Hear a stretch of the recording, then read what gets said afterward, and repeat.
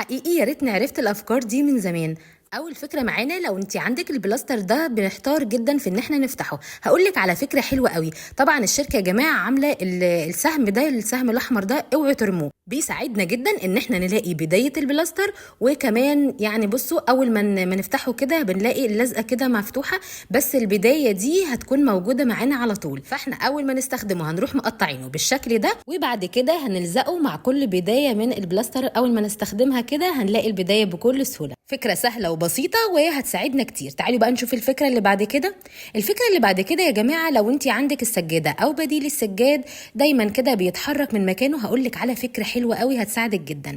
عارفين مفرش السيليكون؟ طبعا يعني موجود في كل بيت، في منه ب50 جنيه وفي منه غالي.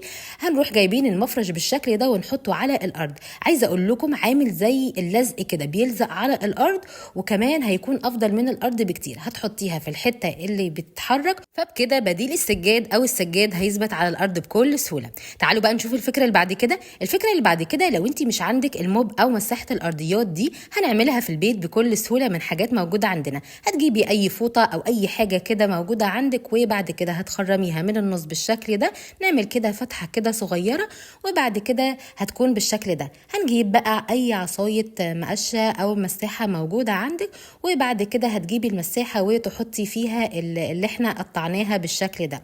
عايزه اقول لك دي رهيبه جدا. بعد كده ما تمسحي تنشفي كده الارضيات، يعني تنشفي كده على خفيف او تمسحي على خفيف. فكره حلوه قوي، وكمان بتثبت، وكمان يعني ما بتتحركش خالص من مكانها. الفكره بسيطه وهتساعدنا جدا في تنظيف البيت، وكمان هتتشال بكل سهوله وتتعصر كمان بكل سهوله. جربي بجد الفكره دي هتعجبك جدا. تعالوا بقى نشوف الفكره اللي بعد كده. لكن فين اللايك يا حلوين؟ انزلوا اعملوا لايك كده، بيشجعني كتير جدا. بصوا، الليمون عندنا بيبوظ جدا، فاحنا اسهل طريقه ان احنا نحتفظ بيه، هتجيبي اي علبه بلاستيك موجوده عندك، ورول من المناديل او اي قماش قطن. يا جماعه مش لازم مناديل، يعني انا عارفه المناديل مش موجوده في بيوتنا كلنا. هنروح جايبين كده حته من المناديل او اي قماش قطن موجود عندك بيمتص الرطوبه، وهنحط الليمون بالشكل ده، وبرده هنحط منديل او قطن، اي حاجه قطن موجوده عندك من فوق بالشكل ده. بعد كده ده هيساعدنا جدا ان الليمون هيقعد فتره اطول وبيمتص اي رطوبه، وبكده الليمون هيقعد فتره كبيره في التلاجة من غير ما يبوظ. جربي بجد الفكره دي هتعجبك جدا. الفكره اللي بعد كده، لو انت كده في المطبخ وبتستخدمي سلك المواعين العادي ده، وطبعا السلك ده ما بيقعدش يعني ساعه او ساعتين بتلاقيه كده مصدي، هقول لك على فكره حلوه قوي. بصوا، بنلاقيه كده بالشكل ده جامد كده ومصدي وحالته كده رهيبه. هقول لك على فكره حلوه قوي، هيقعد معاكي باليوم واليومين من غير ما يبوظ خالص. اول حاجه علشان نساعد ان احنا نستخدم السلك كده ويقعد معانا فتره كبيره، هنروح جايبين مقص وكمان نقصه كده. يعني بص، هنجيب الرول كده بالشكل ده، ده حوالي كده يعني بحوالي ب10 جنيه، ولما نيجي نقطعه كده يا جماعه بيبوظ مننا. فانت هتروحي جايبه السلك كده، وبعد كده هتقطعيه على حسب الاستخدام. ممكن مثلا تقطعيه قطعه صغيره منه، وممكن كمان تقطعيه قطع كبيره على حسب طبعا ما انت هتستخدمي. انا مقطعاه لي2. هتروحي مقطعه بالشكل ده وتحطيهم على بعض، وطبعا ده هيساعدك جدا في انت تستخدمي السلك بكل سهوله. طب هنحتفظ بيه ازاي بعد الاستخدام؟ لو انت استخدمتيه مره، هتجيبي اي برطمان فيه ميه وتحطي السلك بالشكل ده، بكده هيقعد فتره كبيره عندك. حتى لو انت بتستخدمي السلك بعدها ساعتين 3 او يوم كمان، حقيقي السلك مش بيجراله حاجه ما شاء الله، ولا بيصدي ولا بيجراله حاجه، وهتحطيه كده قدامك. تعالوا بقى نشوف الفكره اللي بعد كده. هاتي لزق البلاستر الكبير ده، وهاتي مساحه، اي مساحه موجوده عندك، وبعد كده اعملي او حطي البلاستر على المساحه من فوق بالشكل ده، بحيث الجانب اللي بيلزق لازم يكون بره، وهتثبتي كده من اليمين ومن الشمال كويس جدا. بس اهم حاجه اللزقه تكون من بره يا جماعه. بعد كده هتروحي على اي كنب او ريسبشن موجود عندك من تحت كده. عايزه اقول لك حرفيا بيشيل كل الشعر. اي حاجه مثلا ضايعه منك ممكن تلاقيها ملزوقه كده في البلاستر بالشكل ده، لان الحته اللازقه كده يا جماعه بتشيل كل حاجه موجوده قدامها.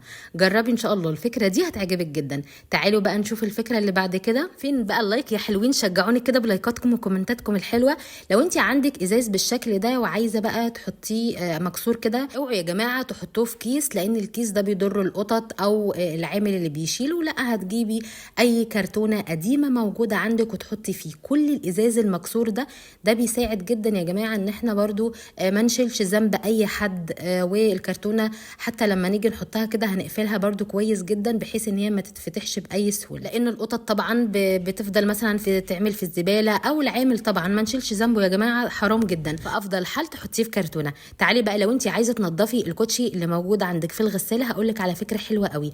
هتجيبي كيس وكوتشي وهتروحي فاتحه الغساله وهتجيبي معلقه كبيره من معجون الاسنان على الكوتشي بالشكل ده وتحطيه في الغساله. بعد كده هتجيبي اي كيس بلاستيك موجود عندك وتحطيه في الغساله بالشكل ده. بعد كده هتحطي اي مسحوق موجود عندك. الكيس يا جماعه بيساعد ان الكوتشي مش هيتجرح خالص او مش هيحتك بالغساله خالص، وكمان الكيس بيساعد على ان الغسيل او الرغوه تكون زايده خالص. والكوتشي بيطلع نظيف جدا ما شاء الله. حطيت بقى الكوتشيات البيضه معاه وطلع ما شاء الله نظيف جدا. جربوا بجد الفكره دي هتعجبكم جدا.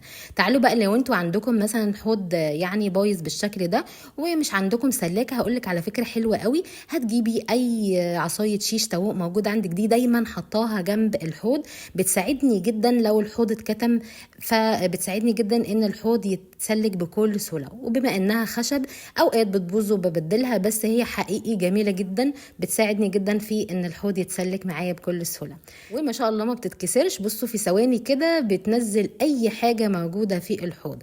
طب احنا لو عايزين بقى نغسل الحوض وشكله كده مش لطيف هنعمل ايه؟ هنجيب اي اكياس موجوده عندك مستعمله ما ترميهاش، حطيها كده جنب الحوض وهتستخدميها بدل السلكه اللي مثلا تتملي بكتيريا او كده، وهتحطي اي حاجه موجوده عندك صابون او كده، وبعد كده هتغسلي الحوض بكل سهوله. زي ما قلت لكم الكيس البلاستيك بيرغي جدا وكمان ما بيجرحش الحوض يعني بيغسل الحوض بكل سهوله، وبعد كده مثلا بنرميه، يعني مش زي السلكه ممكن بقى نحطه كده نستخدمه كذا مره. جربوها هتنجز معاكم وكمان بترغي جدا. تعالوا بقى نشوف الفكره اللي بعد كده، بس فين اللايك يا حلوين؟ الفكره اللي بعد كده لو الانتريه او الريسبشن موجود عندك بقى فيه بقع كتير جدا، ممكن تجيبي سلكه المواعين دي. السلكه دي يا جماعه ب5 جنيه وما تخافوش ما بتجرحش خالص الانتريه او اي ركنه موجوده عندك. مجرد بس ما تستخدمي المنظف بتاعك وبعد كده تجيبي السلكه فبتشيل كل البقع بكل سهوله. جربي بجد الفكره دي هتعجبك جدا وما تخافيش ما بتجرحش. جربيها بس بنفسك لان السلكه اصلا ناعمه مش خشنه خالص، مش من نوع الخشن يا جماعه. والسلكه دي اكيد موجوده في كل السوق، اكيد كلنا عارفينها طبعا. شوفوا ما شاء الله نظفت الحاجه كده ولا كأن في اي بقعه. تعالوا بقى نشوف الفكره اللي بعد كده، وفين اللايك بقى يا حلوين؟ لو انتي مثلا عندك الدبابيس دي، تعالي ما اقولك على استخدام حلو قوي للبوتاجاز. لو البوتاجاز عندك كده بيكون مثلا مقفول، الفكره دي حلوه قوي للدبابيس، بتساعد جدا ان هو يفتح الفتحه، او يعني لو في مثلا ميه او اي حاجه او اي اكل او اي مثلا شاي وقع، فبتساعد جدا ان هي تفتح الفتحه اللي موجوده في عين البوتاجاز. تعالوا بقى نشوف الفكره اللي بعد كده. لو انتي بتخرطي الفلفل وبيكون كده حامي جدا وبتخافي على ايدك، هقولك على فكره حلوه قوي وانتي بتعملي الفلفل بكل سهوله علشان ما تاثرش على ايدك والحراره توصل مثلا لوشك او كده. فانتي هتروحي جايبه معلقه كبيره من الزيت وتحطيها على ايدك بالشكل ده. ده بيساعد جدا كانه عازل كده، بيساعد ان الحراره ما توصلش الى ايدك. ما تنسوش اللايك والسلام عليكم.